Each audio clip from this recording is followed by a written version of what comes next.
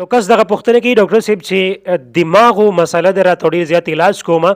او ورسره پوښتنه کوي چې د لاس هم څه مسله یادوي هغه وایي چې زه هسپټل ته تللی وم او هلته کې بېهوشه شوی هم ولا تقریبا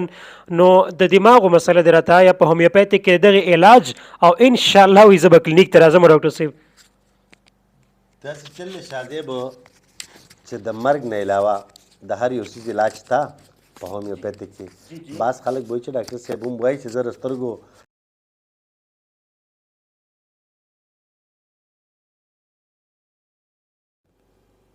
ډېر زیات زما ملګري داسې شته چې هغه یې کولی شي زه یې نشم کولی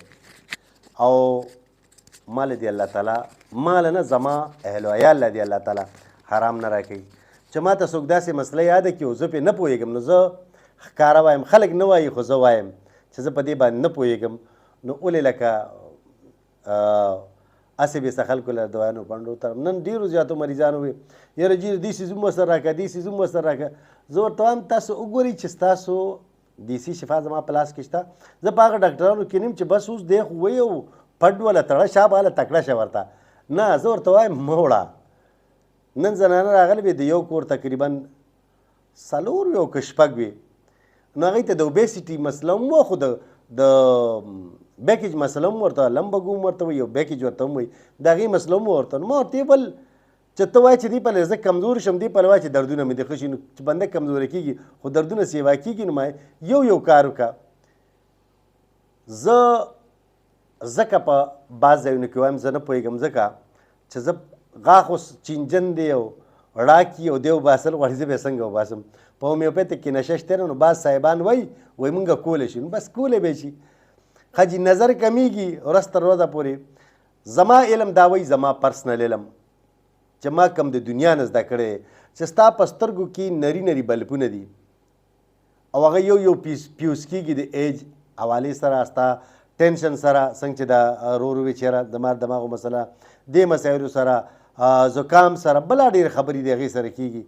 او بعضې خلک وایي چې نه زه یې کولی شم دا بلبونه پکې زه بیا لګولی شم زه نشم لګولی هغه به الکتریشن به هغه به پکې لګولی شي خو زه چې کوم نشم کولی نو زه هغه صفا وایم د انزایټي د ډپریشن یا د دماغو مسلې د دې په هومیوپیتیک کې دومره بهترین علاج دی دومره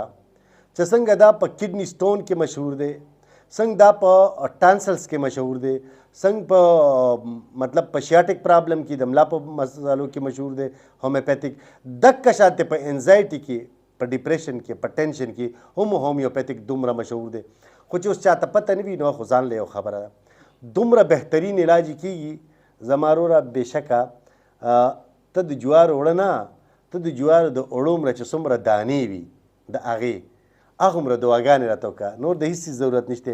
خوشحاله اوسئ یاد وساتئ مینهوالو دا ورور وایي چې زه بېهوشه شوم نو د دا مسله بیله کېدی شي ادروایز د دماغو دپاره په هومیوپیتیک کې جینګو بایلوبا او اوینسټیوا جینګو بایلوبا او اوینسټیوا دا دوه دوايانې دي بیلې بیلې دي دا دواړه بهترین کار کوي خو ترش به ورسره نه خوري کټه چې څه وایي اچار شملې نیمبو که چاته داسې قسمه مسله وي ما سره رابطه کول غواړي نو په 03012 96 6509 03014 په دې باندې رابطه کولی شي یا امید هومیوپیتیک میډیکل سنټر